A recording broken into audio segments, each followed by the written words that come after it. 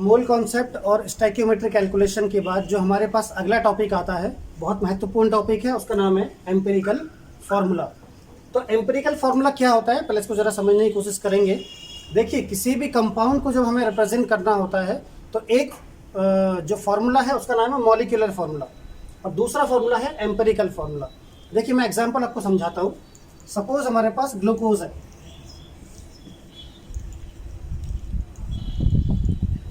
Glucose का molecular formula क्या है? C6H12O6।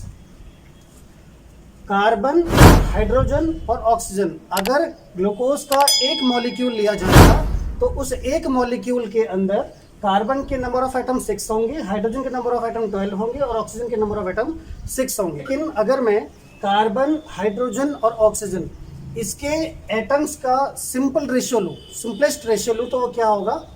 6, 12 और 6। इसको कैंसिल अगर मैं कर दूँ, क्या बनेगा? 6H2 और O।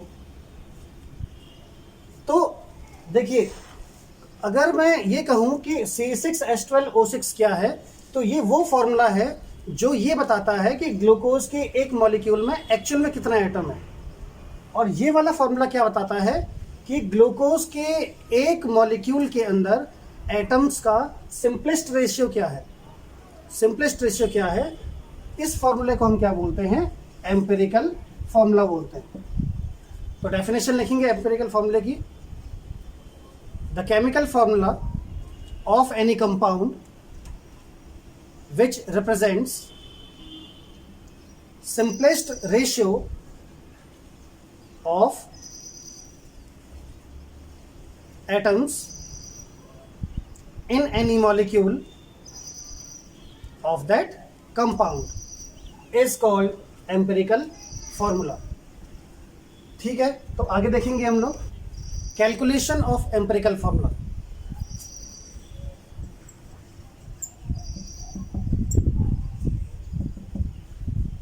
देखिए, कैलकुलेशन कैसे करनी है। कैलकुलेशन से पहले मैं आपको एक चीज़ और बता देता हूँ।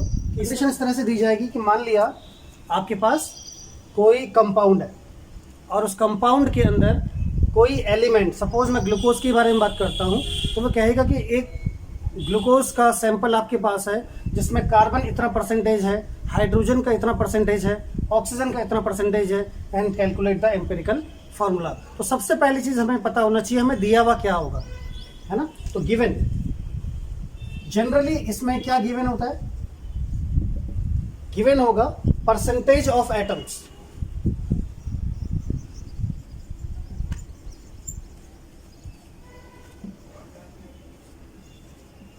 या परसेंटेज ऑफ एलिमेंट्स। तो परसेंटेज ऑफ एलिमेंट्स गिवन होगा।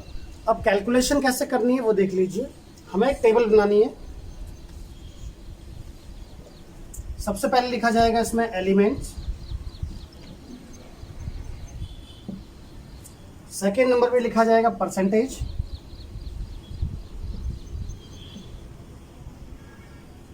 थर्ड नंबर पे परसेंटेज अपॉन मोलर मास,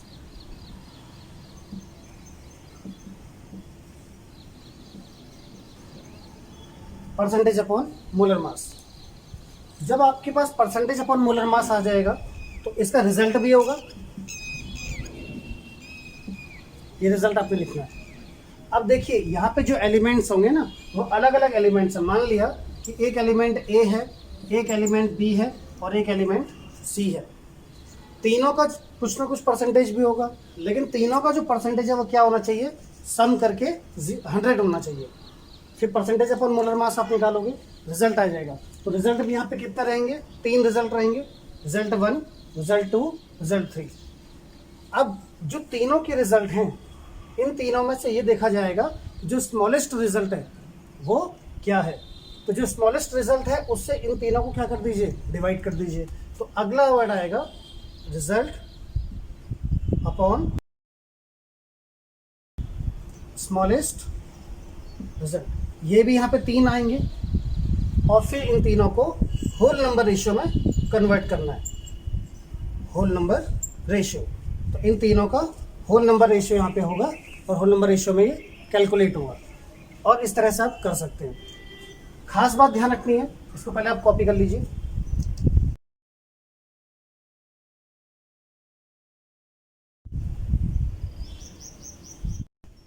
अब देखते हैं इसकी एक खास बात क्या है।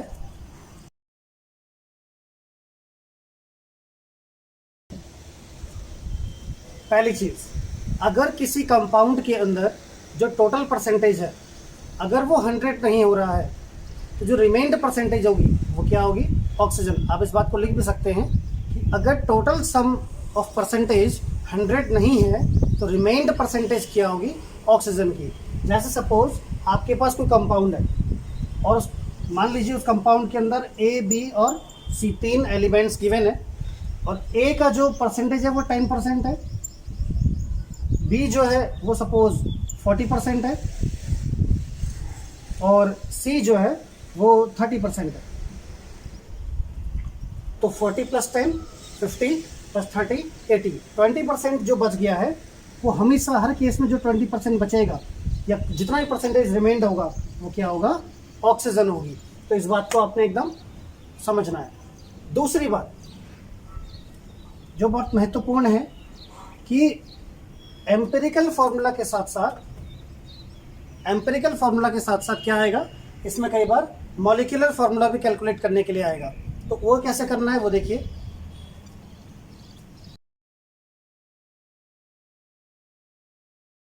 एम्पिरिकल फॉर्मूला इक्वल टू होता है मॉलिक्यूलर फॉर्मूला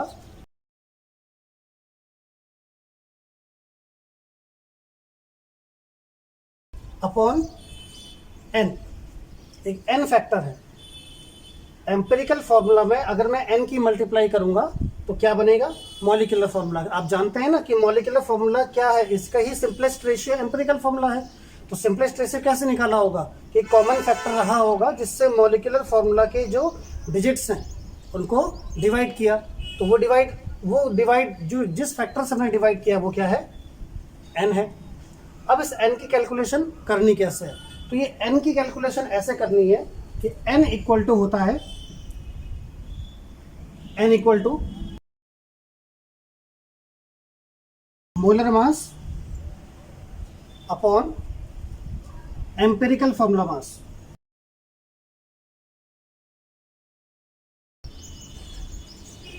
मोलर मास या molecular mass upon empirical formula मास।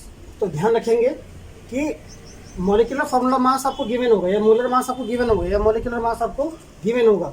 एम्पिरिकल फॉर्मूला आप निकाल लोगे, कैलकुलेट कर लोगे। तो एम्पिरिकल फॉर्मूले के मास से मोलर मास को जब आप डिवाइड करोगे तो क्या बचेगा, एन बनेगा। और ये एन क्या होगा, मॉलिक्यूलर फॉर्मूला से आप कैलकुलेट कर सकते हैं। एक तो तरीका ये है। दूसरा तरीका क्या होगा कि कभी कभी आपके पास वेपर डेंसिटी गिवन होगी तो 2 × वेपर डेंसिटी क्या होगा, मोलर मास। मान लीजिए आपके पास मोलर मास गिवन नहीं है और आपके पास एक वर्ड है उसका नाम है वेपर डेंसिटी। आगे हम लोग पढ़ेंगे वेपर डेंसिटी क्या होती है। तो वेपर डेंसिटी फिलहाल यहाँ पे मैं शॉर्ट में बता देता हूँ कि वेपर डेंसिटी में 2 से अगर आप मल्टीप्लाई कर देंगे तो ये क्या बन जाता है, मोलर मास बन जाता है। तो 2 × vapour density equal to molar mass, और मोलर मास को फिर एम्पिरिकल फॉर्मूला मास से आप कैलकुलेट कर सकते हैं। डिवाइड कर दीजिए, एन आ जाएगा और एन की मल्टीप्लाई एम्पिरिकल फॉर्मूला में कर दीजिए तो मॉलिक्यूलर फॉर्मूला बन जाएगा। इस तरीके से आप कैलकुलेट कर सकते हो। तो चलिए देखते हैं, एक न्यूमेरिकल आप ही की बुक का है। A compound contains 4.07% hydrogen, 24.27% carbon and 71.65% chlorine. Its molar mass is 98.96 gram. Calculate its empirical formula and molecular formula. Carbon जो है वो 24.27% हो गया, हाइड्रोजन 4.07% है, क्लोरीन 71.65% है। तो इनका मोलर मास देख लीजिए। कार्बन का मोलर मास सब जानते हैं 12 होता है, हाइड्रोजन का मोलर मास 1 है और क्लोरीन का कितना होता है 35.5। ये हो गया। अब हमें क्या निकालना है, नेक्स्ट टर्म हमारे पास आएगी परसेंटेज अपॉन मोलर मास। तो अब क्या करना है, 24.27 अपॉन 12, 4.07 अपॉन 1, 71.65 अपॉन 35.5।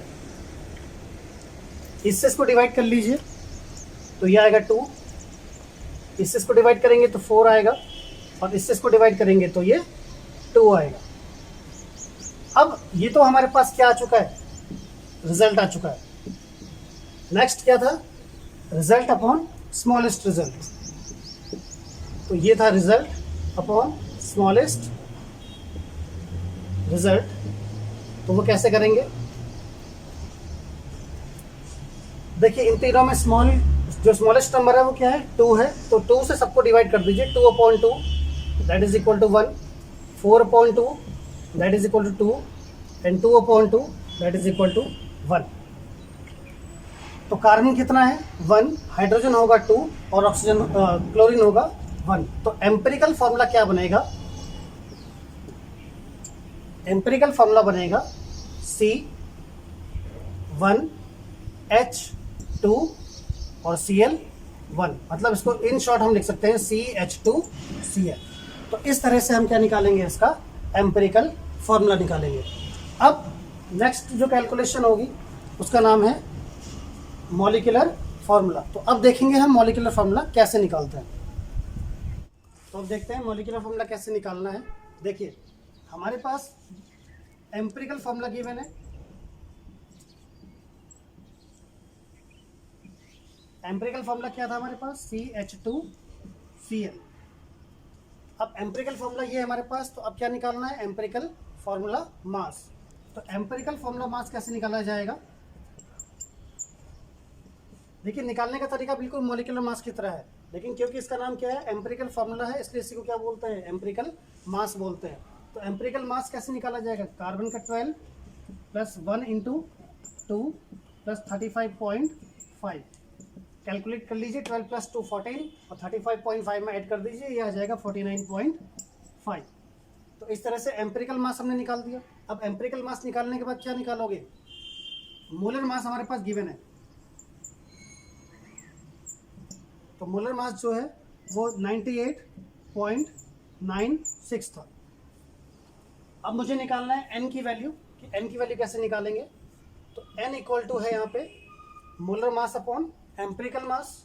तो मोलर मास कितना है 98.96 अपॉन 49.5, कैलकुलेट कर लीजिए, ये आ जाएगा n की वैल्यू 2। अब मॉलिक्यूलर फॉर्मूला निकालना है। तो पिछली बार मैंने बताया था कि जो एम्पिरिकल फॉर्मूला होता है वो होता है मॉलिक्यूलर फॉर्मूला अपॉन n। तो मॉलिक्यूलर फॉर्मूला जो मैं निकालूंगा वो क्या हो जाएगा, n into empirical formula, n की वैल्यू कितनी है 2 इंटू CH2Cl, तो ये कितना हो जाएगा C2H4Cl2। तो देखिए इस तरह से हम मॉलिक्यूलर फार्मूला निकाल सकते हैं। मॉलिक्यूलर फार्मूला और एम्पिरिकल फार्मूला दोनों में बेसिक डिफरेंस ये है कि जो मॉलिक्यूलर फार्मूला है वो ये बताता है कि किसी मॉलिक्यूल के अंदर एक्चुअल में कितना एटम है, और एम्पिरिकल फार्मूला ये बताता है कि वो जो मॉलिक्यूलर फार्मूला के अंदर एटम्स हैं उनका सिंपलेस्ट रेशियो क्या है। तो सिंपले मॉलिक्यूलर फार्मूला की आप चाहें तो डेफिनेशन भी लिख सकते हैं, the chemical formula which represents actual number of atoms in one molecule of the compound. और एम्पिरिकल फार्मूला का तो मैं पहले बता ही चुका हूं कि the chemical formula which represents simplest ratio of atoms in one molecule of compound। तो ये दोनों में बेसिक डिफरेंस हो गया। तो इस तरह से हम लोगों ने आज क्या सीखा कि एम्पिरिकल फार्मूला कैसे निकालना है और मॉलिक्यूलर फार्मूला कैसे निकालना है। क्लास 11th के एग्जाम्स में एम्पिरिकल फार्मूला बड़ा इंपॉर्टेंट है, अक्सर एग्जाम में पूछा जाता है। तो एक इंपॉर्टेंट पॉइंट आपको ध्यान रखना है कि टोटल परसेंटेज जब भी हम निकालेंगे, टोटल परसेंटेज को अगर वो 100 नहीं हो रहा है तो रिमेंड परसेंटेज क्या होनी चाहिए, ऑक्सीजन होनी चाहिए। एन की वैल्यू का ध्यान रखना है। तीसरी चीज़, अगर यहाँ पे मोलर मास गिवन नहीं होता और वेपर डेंसिटी गिवन होती, तब मैं क्या करता, मॉलिक्यूलर मास को निकालने के लिए 2 इंटू वेपर डेंसिटी कर देता। वेपर डेंसिटी का डबल कर दीजिए, मॉलिक्यूलर मास निकल जाएगा। कभी कभी क्वेश्चन ऐसा भी पूछ सकते हैं कि वेपर डेंसिटी कितनी होगी, तो वेपर डेंसिटी निकालने का तरीका क्या होगा, मॉलिक्यूलर मास को 2 से डिवाइड कर दीजिए। तो इस तरह से हम लोग कैलकुलेट करेंगे। Thank you for watching.